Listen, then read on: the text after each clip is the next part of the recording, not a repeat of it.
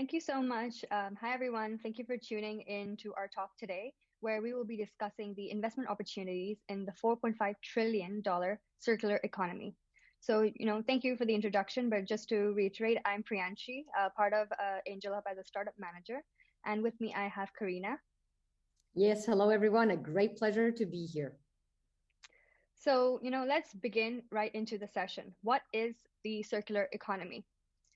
As defined by Adami, it is an economic system of exchange and production, which at all stages of the life cycle of products, goods, and services aims to increase the efficiency of the use of resources and reduce the impact on the environment while developing the well-being of individuals.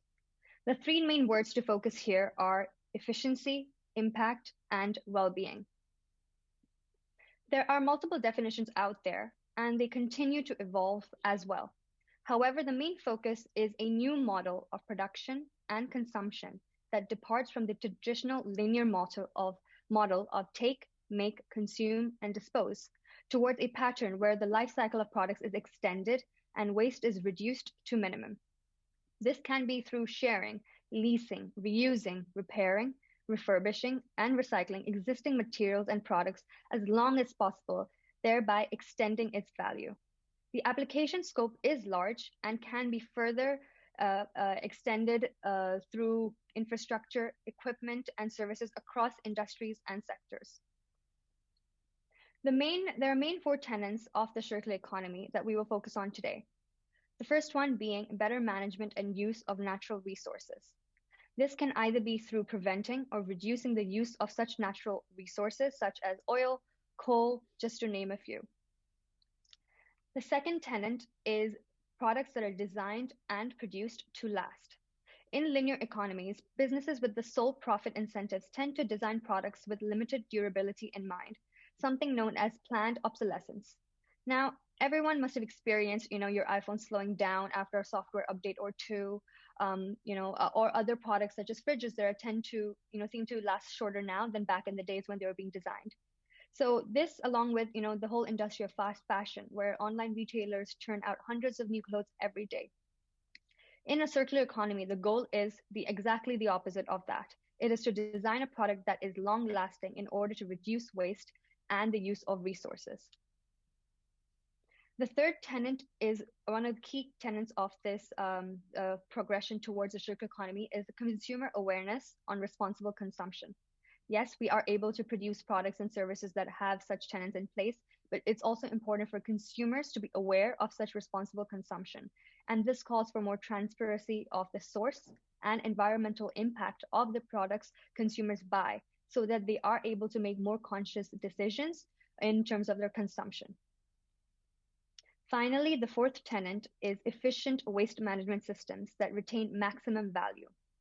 This can be either through reusing, recycling, or refurbishing products to enter them back into the production consumption cycles and safely disposing the residual waste at the end of life stages.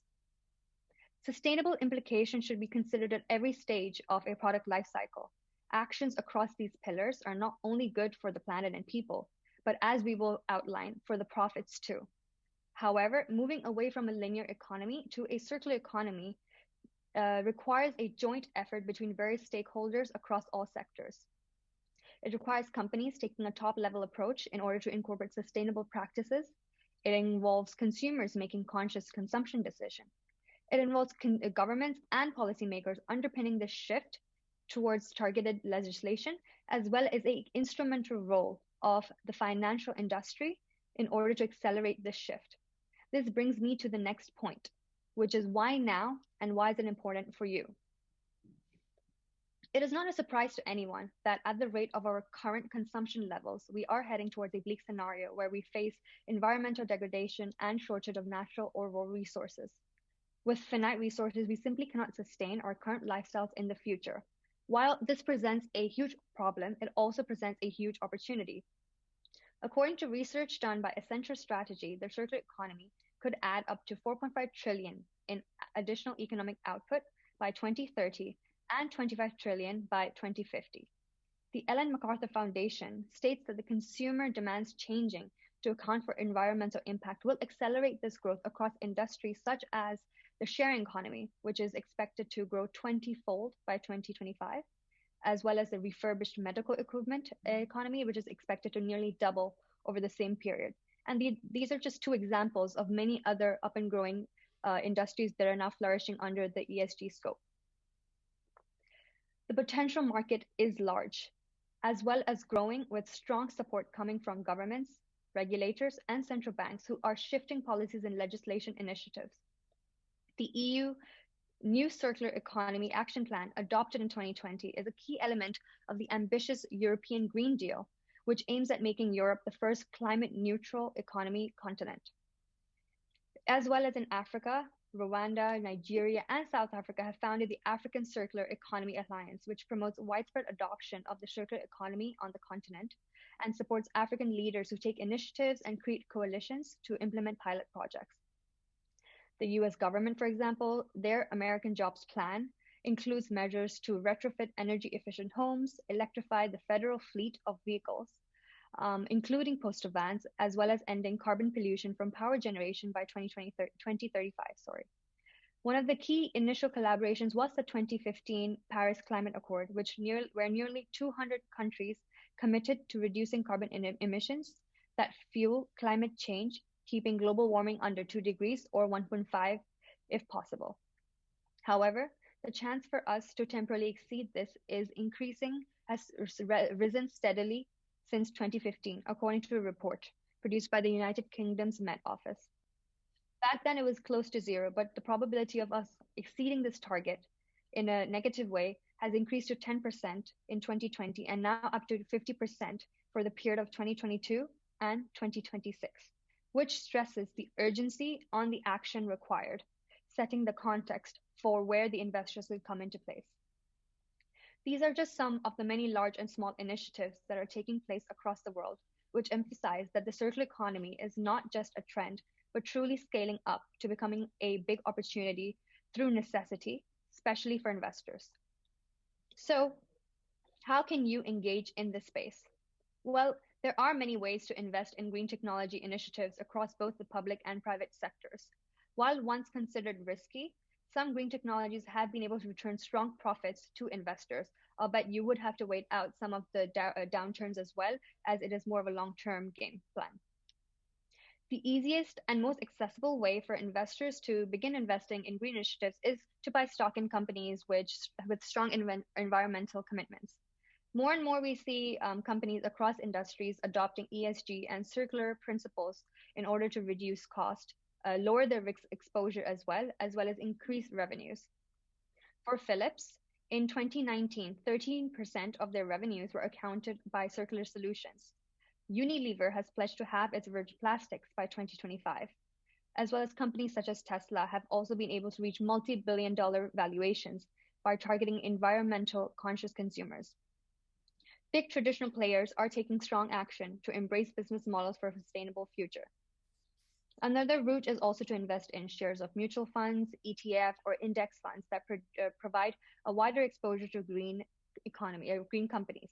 These green funds invest in a basket of promising securities across investors, which allows investors to spread their money on a diversified range of environmental products rather than a single stock or bond, which might be a bit harder to really crack the right one.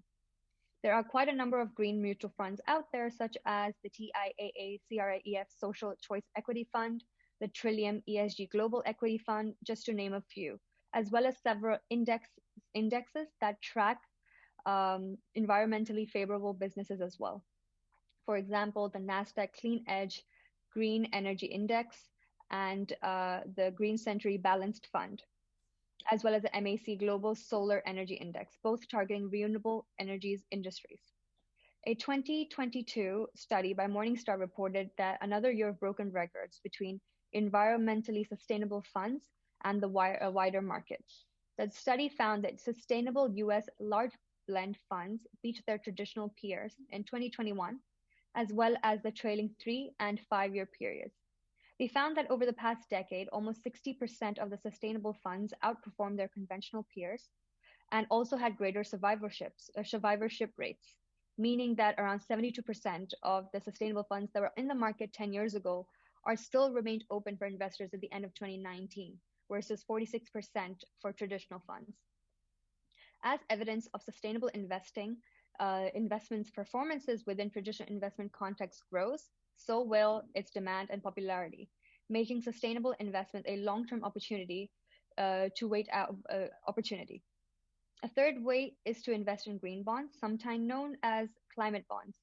These fixed income securities represent loans to help banks, companies, and government bodies finance projects with a positive impact on the environment. According to the Climate Bonds Initiative, approximately 1.1 trillion in new green bonds were issued in 2021. These bonds also may come with tax incentives, which make them a more attractive investment than traditional bonds. These numbers are big and they are growing, and they also have space in the public market. ESG issues have carved out a place for itself in the private market in terms of private equity and venture capital. We are seeing large cash flows into various deals across different tenets of the circular economy, as seen on the slides, as well as the sustainable space, where firms are on a keen lookout for innovative technologies and accelerated growth potential. More so now, we see also smaller, more agile startups entering this space. This presents a unique opportunity for environmental conscious investors to engage. However, access to such companies can be difficult due to the lack of visibility or awareness for the average investor, alongside difficulties in verifying the long-term potential. So this is where our company AngelHub comes in. Great, thank you very much. And now I have the pleasure to deep a little bit deeper into the opportunities that venture capital investing in that space offers. And it's great to hear from Pri in the introduction that nowadays planet and profit do not have to be mutually exclusive anymore. So we are here at AngelHub, a equity crowdfunding platform that invests in the future and allows you to take part of it. We do invest into cutting-edge worldwide growth stage tech companies that are not necessarily here from Asia, but that have decided to bring their business model here to this part of the world, and hence are looking for growth capital. And we like to give you a little bit of insights in terms of how we look into these investment opportunities. And as you could probably have already testified from Pri's very, very passionate introduction, and you will see me also getting just into the flow and the gist of it, that we have actually turned our passion into our profession. We have very early on truly believed in the tech and innovation scene, and we made that our why, as you can see on this chart here. So we believe truly that tech companies are here to drive innovation and economic growth, and specifically in the area of ESG, to drive innovation and solutions in some of the most pressing problems that we can see globally. And the way we do it is really inviting you to take part of it. We believe in the power of the crowd. We are in this space for nearly a decade and are blessed to have developed very, very strong partnerships.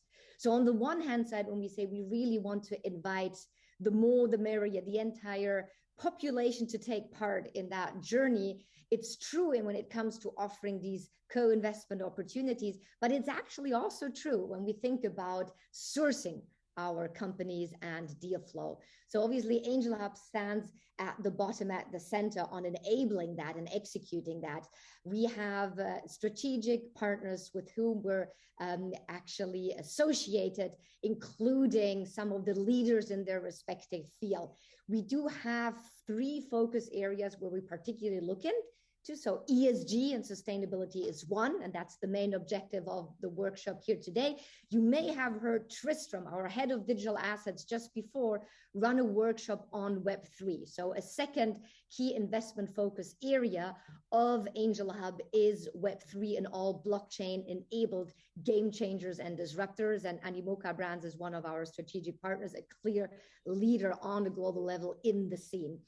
We do also have Keros Capital, particularly helping us in several areas that do have an impact here in the ESG space. We'll talk about some of these beautiful portfolio companies in a second. And we obviously continue our sister platforms and leverage them with WHub and the Scale Up Impact Summit, which is the core event of the Start Me Up Hong Kong Festival, attracting always over 50 to 100,000 viewers and participants online and offline. WHub in itself exists for nearly a decade in the space and has over 500 partners. Now, since we are relatively diverse in terms of the industry sectors we look in, and just stay on that slide, Pri, with the partners. So looking into Web3, into ESG, and into FinTech, I mean, some of these areas and pillars the lines start blurring a little bit, particularly when we look into FinTech and Web3, the whole concept of DeFi, we probably see blurring lines, but still it's a very, very broad investment focus. And we are enabling that also by leveraging our very experienced investment committee that is comprised of successful entrepreneurs, successful investors, and really experts, C-suite and academia in their space. We're also over the years have been able to collaborate with investors that are sourcing in these specific industries and and as I mentioned before, so really leveraging the power of the crowd also in deal sourcing and sharing deal opportunities and also sharing insights into the spaces. And that includes also our corporate partners, and they are very active, not only in co-innovation programs, but also building up CVCs. So that gives you a little bit of a background and helps you maybe to better understand, if we go to the next slide, then, how we, contribute and add on our very own know-how and expertise that we have built over the years when we look into how can we support companies, but also then vet the companies within 3 being able to provide superior return also to our investors on the platform. So I think what we're really happy to do here today is share a little bit of our secret sauce of our own approach into how we can invest. Obviously, we would love to invite you to take part and have a look on the opportunities that we offer on the AngelHub platform.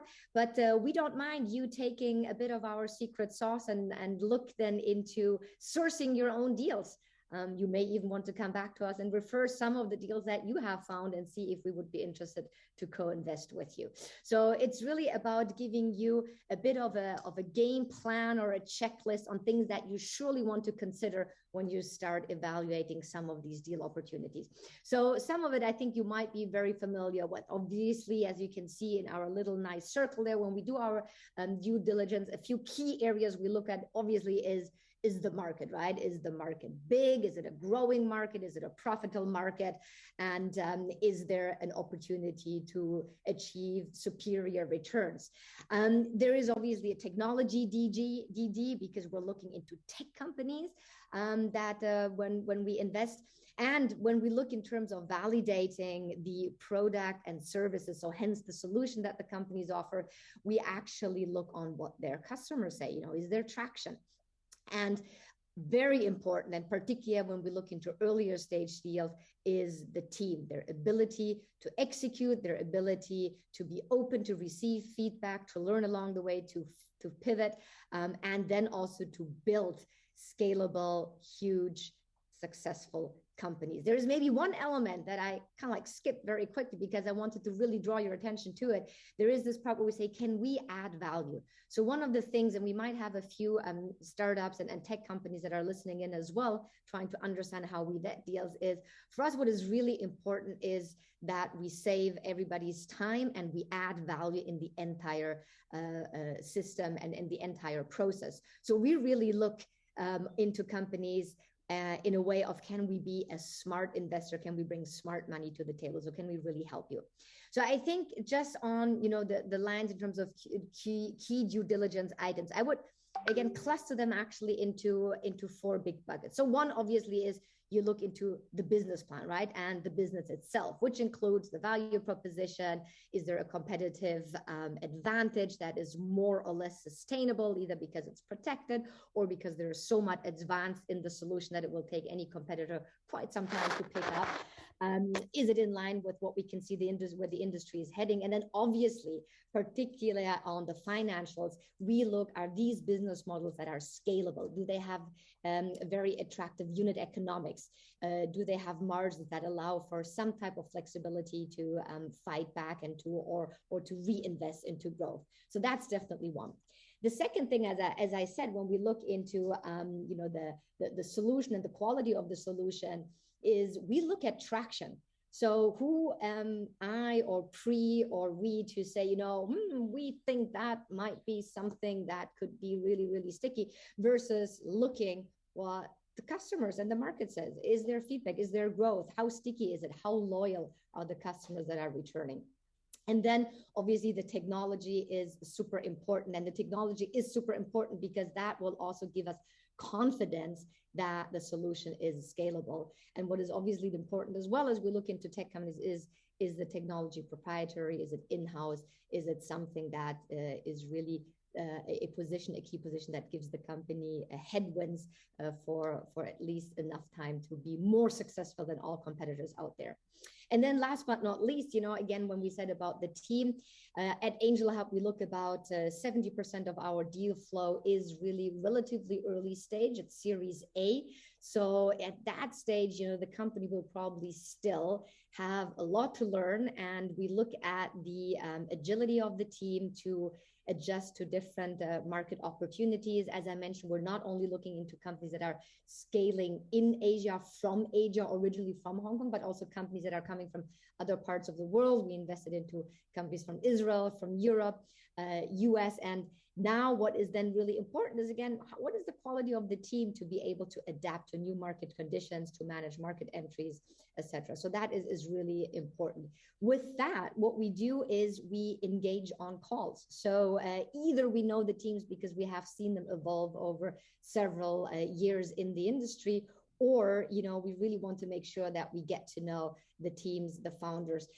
So the HR due diligence is not just a mere check if people exist, but it's really about having a clear understanding on the why, the passion, the ability, the experience, and the capacity for the team to be successful. And now when it comes to going very detailed in terms of key elements of the due diligence, is also then with that engaging with customers and engaging with strategic partners. What do others say about the teams? And as I mentioned previously, we are very blessed to have close to 50 IC members that are very active and, again, very knowledgeable and specialists in their area that help us give an additional opinion on the possibility for us, A, to add value, and B, to support companies that are most promising to be very highly successful. So that's the theory. And again, one of the things when we discussed with Pri, should we walk you through that? We said, yeah, I think we should, because again, there's only so much that we can do. And there's only so much companies that we can push live on the platform. Take this checklist and go and make your own experience. And again, come back to us, talk to us if you come across interesting companies, if you want to collaborate, and do apply that same kind of like blueprint when you look at the deals that are live on our platform.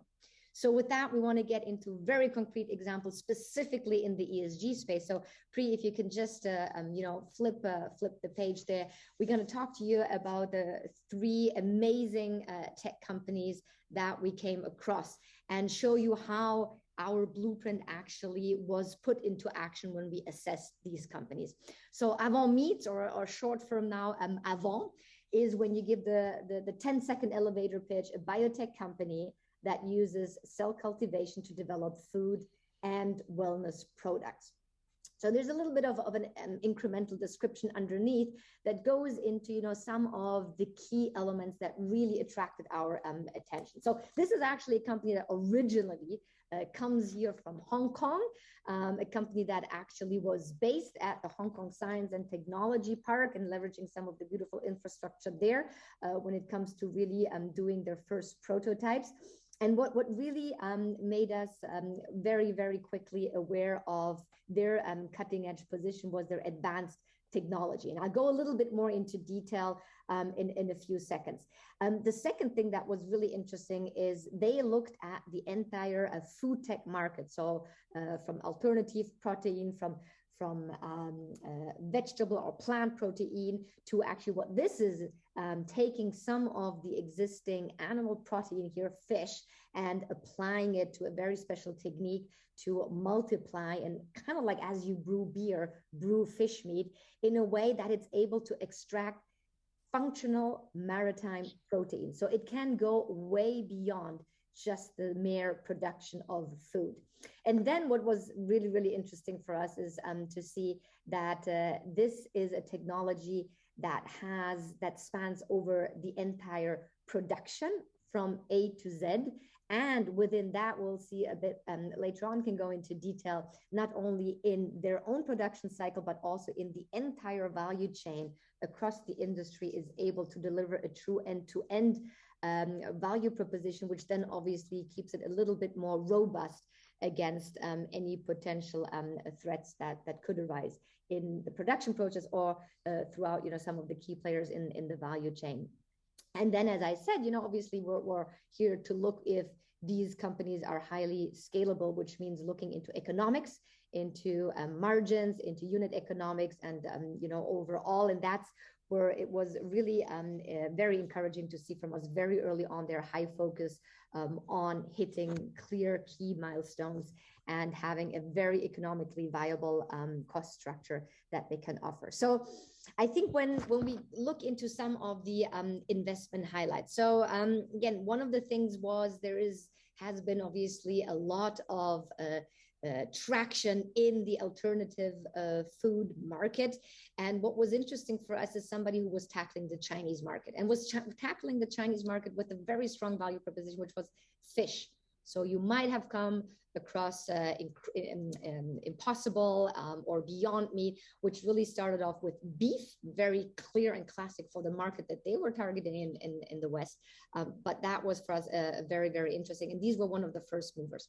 On the technology side, I already said, what was really interesting and important for us is to see that the technology is end-to-end, actually across the entire manufacturing process.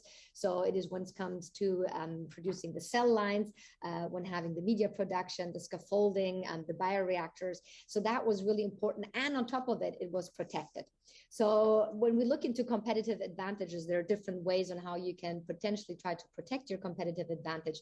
One is just that you're, in terms of technology development, so well advanced and ahead. It's typically the example of Google Maps versus Apple Maps, right? Could have never caught up, even with hiring more and more technicians. There was just so much advancement. So you didn't really needed a lot of protection. The food tech market is relatively competitive and gets more and more given the huge opportunity. So hence for us, it was really reassuring to see that some of this cutting through technology is actually protected.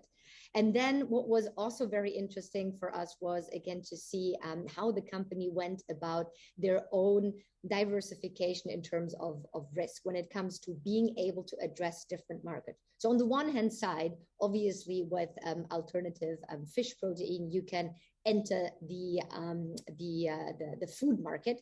But what was even more so interesting for us is when you talk about pure maritime protein, there are amazing applications also in the beauty and skincare industry, as well as actually in the healthcare industry when it comes to, for example, wound products that really require superior protein resources. So with that, it was also very interesting for us to see that this company had a way on being able to generate revenues faster than a typical food tech or health tech company, where normally you spend a lot of money into the development process up front and need constant venture backing to come to a point where you can start thinking about getting the permissions to go to market and then actually marketing. So that is, again, for us also in terms of diversification of risk, very interesting. The other thing is actually that is not here on the chart, but I think it's really important to highlight is whenever we look into companies, we obviously want companies that have a very unique solution, that are on the forefront, that provide superior value, because that is obviously the best way for us to get reassurance that they will provide superior returns. But it's also in terms, again, of looking into companies that are true game changers in their industry. And obviously, this is a workshop about ESG, and we're highlighting the ESG elements to it. But what was very interesting from the Avon's point of view is it is not only a proposition that saves the planet or has really superior ESG elements to their solution, but it is a very good value proposition to anybody who needs fish maw or fish protein as an ingredient, because it allows to diversify supply chain. So it actually also hits the or ticks the box of Industry 4.0 and of true supply chain risk diversification and mitigation, which, given the most recent pandemic as well as also geopolitical tensions, became a huge point on the agenda of companies.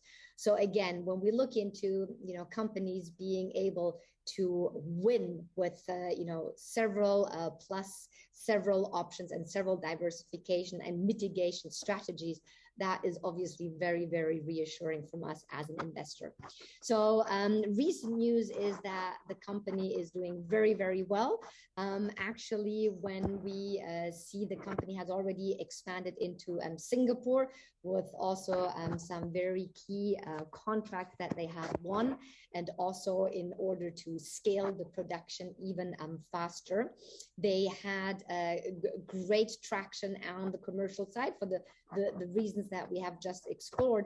And again, what is really always reassuring for you as an investor is that they're hitting their KPIs and over-delivering on their KPIs. With that, the fundraising, they just went through another fundraising, where we had the pleasure to recontribute again, and they're already on a great track record on increasing their valuation, as you can see with the markup. So actually, right now they're already close to quadrupling their valuation. So which is really great. So I'll just move on because I can see the time is running out, and I want to make sure that I'll give you a little bit more insights into two other deals. So good on you. Good on you. And when we actually kind of link it back to a bit of the tenets that Pri mentioned earlier on in her introduction. So as much as Avon is probably in terms of resource efficiency, what good on you truly helps is building awareness. Building awareness, which we can see is actually turning from a nice to have for big companies on, showing that they're not just greenwashing or pretending to be sustainable, to becoming a true requirement. Actually, Pri talked a lot about financial instruments, including bonds, etc. And actually, for all of these, the real issue and the real underlying challenge is still to be able to objectively assess if companies are actually compliant with their claims on their positive impact on E, S, and G. So not only economic, but also social and governance matters. So what Good On You is the #1 sustainable ratings platform. And here it says for fashion, and we'll get back to the point about the possibility of diversifying very, very quickly into different industries and market segments. And again, also in terms of being able to address a very, very large potential market. So they started off with fashion, which is arguably one of the biggest polluters when it comes to ESG criteria and elements. So what Good On You does is they leverage their own proprietary technology to use data points that are provided and accumulated through different means, which allows them to have over 500 data points per company or brand. And with that are able to quickly and objectively assess companies. So what are some of the highlights here is, again, you hear us talk about technology and assessing technology. I think one was really the way how data is transformed into insights, which is already a great competitive advantage, given that they had quite some time ahead and know-how under the belt. But on top of it, they also made it proprietary and protected, which is, again, as I mentioned previously, always a bit of reassurance. And then remember when I said, in terms of us saying, okay, great, we tested the technology, we believe the solution is dead on, the pain points, that's one data point. Nothing better than the data point from all the satisfied customers and consumers, and again, the stickiness of their solution and how pertinent the solution is was just validated by their tremendous growth. So with that, one of the recent news is they constantly, are on their journey on converting more and more brands and supporting more and more companies. And what is, as I kind of like alluded to beforehand, already also very, very reassuring and satisfying for us is to see that they can start branching out of the pure fashion focus with, having contracts such as Microsoft, so really in different industries. Now, one of the things, just coming back to our own mantra about leveraging the power of the crowd, and with that also for our portfolio companies, leveraging partnerships, very, very solid and key important partnerships, obviously with Farfetch, being the trusted brand rating standard is a huge and tremendous plus. One of the things, I think I didn't even go too much into detail on Avon, but you can go back into the slides afterwards and see some of our key co-investors. Here again on the co-investors that came with us on this round is PDS Group, which is one of the leaders when it comes to sourcing and when it comes to distributing brands. So they have tremendous insights also into the value chain and how companies operate in that. And obviously having that insight truly helps to fine tune, good on use value proposition, plus gives them huge exposure in terms of a big and great potential customer base. So that are two companies that we're truly proud of to hold in our portfolio that do have the focus on ESG. And I'll hand it over to Pri. I think you would love to talk about circular. Wanted to talk about circular, but Pri said, no, let me talk about circular. Go ahead, Pri. Thank you, Karena. It's very strongly outlined and detailedly outlined the two companies we already have in the portfolio. Unfortunately, they are not live campaigns at the moment, but this one is. So we do have Circular currently live on our campaign, which is the largest and fastest growing sustainable and circular CPG, B2B as well as B2C, double-sided marketplace, as well as a SaaS platform that is built by David from Australia. So this company, it's similar to what Karena said in terms of really raising awareness, bringing us back to the tenant. One of the tenets of the circular economy is to really raise awareness in terms of consumer consumption as well as conscious consumption patterns. So, at the end of the day, it is a marketplace that brings together users who would like to buy and consume products that have circular or environmental tenets associated with them. So, mostly the market that they're addressing is very huge. They are, trying to address the sustainability as a service ecosystem by not only targeting vendors who want to enter the sustainability space, but also target the more, end-to-end life cycle of the production of a product or good. So, they involve vendors to connect them to green logistics as well in order to help them get certifications as well. So it's really a targeted platform for these vendors to be able to connect with a niche group of users that really are truly excited about sustainable products. Unlike existing marketplaces out there, who really adopt more of a price-first mechanism where they're more price conscious consumption happening in these places.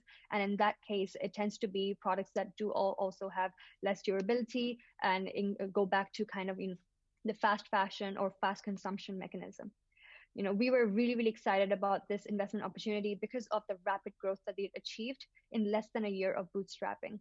So far, Circular has 100% seller retention across 250 top verified brands and seller presence across 22 countries. So about 70% of these sellers have actually left the Amazon platform in order to sell their products at Circular, which just really goes to show that there are consumers out there really looking for a platform that fits all their needs across different goods and services within the sustainability space. And they do this extremely well by leveraging their in-house tech engine. So there's a powerful tech engine supporting the backend of the system in order to onboard these various brands, so they're able to unlock vast scalability and continue to grow in terms of the brand user base in order to bring also the consumer user base. The team is very passionate with prior and entrepreneur experience, and we see that coming through, in terms of the platform they're trying to build, as well as the long-term vision that they're trying to achieve. They are not just simply a marketplace. They are trying to commercialize sustainability and circularity by focusing on products as well as services that are later on that have more value, with lower price sensitivity, but as well as a relentless user base that aims to continue and have repeat purchases on this platform. They have achieved endorsements by the UK government as well, official endorsement, which just shows that governments are as well interested in this kind of space and is supported by the policy and legislation, as we mentioned earlier. They are really trying to make sustainability the new norm, giving consumers 100% guilt-free online shopping experience. And, as Karena mentioned, it's not just ESG, but we also tackle Industry 4.0 through logistics. There's a lot of, phrases such as we say greenwashing or, yes, but, the transportation logistics could also add to the emissions, right? So, powerful partnerships such as Circular with Sendle, which is Australia's first 100% carbon neutral shipping service, allows vendors to unlock these kind of services in order to enable more sustainability practices through their businesses. Why we do say is that while we say that sustainability is a growing trend and it is the way moving forward, we do not by any means want to eliminate brands that are trying to enter this space. So Circular truly tries to be that enabler for brands to enter this space, as well as allowing consumers full transparency on the products they're trying to consume. I believe, just to be conscious of time, we are currently looking actively at other investment opportunities in the ESG space, are always looking across, collaborations across Industry 4.0 as well as FinTech. And it's always something that we keep an eye out for. So just moving on to perhaps the Q&A, we'll pass on to the audience if there are any questions on their side. Thank you so much, Priya. And actually, what we can say is if you became now as excited as Priya's about Circular, we do have the pleasure to have David on a fireside next week. So shoot us an email, reach out to us on AngelHub, and we're happy to loop you into that event if you want to talk to David in person. Any questions, Katie and the team? Oh, thank you for Karena and Priyanshi. And that actually, we do have some questions from attendees. So the questions will be, can you give some tips on how tech startup to implement or participate in circular economy? Karena, do you want to take this one? I'm very happy to take that. So I'm not 100% sure if I fully understood the question. So let me just rephrase the question. So if you're a company that is currently operating in the space, was the question about how you best reach out to AngelHub to see if we can assess you? That would be very easy because you just go on angelhub.io and we have a sign-up process, and we also explain how you can apply to potentially be part of our portfolio company, if that was the question.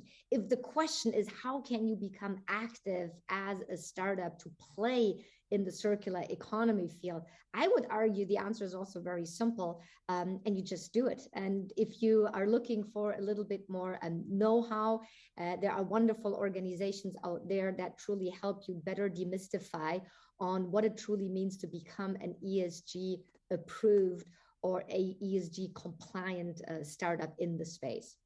But happy to point you to a few of these. If you, again, want to reach out to us, happy to send you some very, very practical links on that. Agreed. And Karena, just to add on to that as well, as we see a kind of growing theme through the presentation, we always mention collaboration and partners. And I think startups have the key position to reach out to other startups as well who are in the similar space or providing complementary services that can then add on to their original business as well in order to really leverage the collaboration and partnership opportunity in order to grow together and really enhance and accelerate the growth within this space as well. Yeah, brilliant.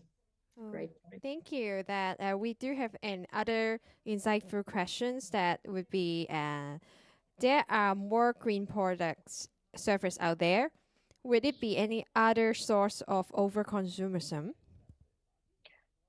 Maybe I can start off with that, Karena. So I believe, I understand what the question is saying is that, more and more products have the sustainability tag attached to them and are entering the market. Yes, that is correct. But as you mentioned, the idea is not for them to add on to the market, but instead replace the market.